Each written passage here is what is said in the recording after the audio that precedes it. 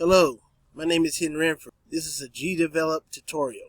Now, when you're making your game in GDevelop, do you want the items that are in your game screen to be exactly what's in this box right here? Whether your screen size is maximized or minimized or reshaped?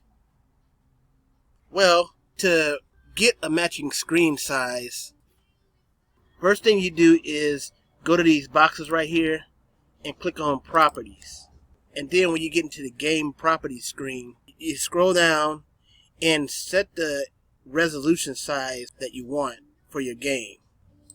The resolution size will be the size of this gray box right here. And in the Game Properties window, you might have a list of options, but the option that you want would be the No Change to the Game Size. And that should do it. The No Changes to the Game Size option will automatically put a check in this box that says Update Resolution during the game to fit the screen or window size. So after that, you click Apply. So then, each time you launch your game screen will be the same regardless of whether you maximize or minimize your game window. Or you do it with the arrows too.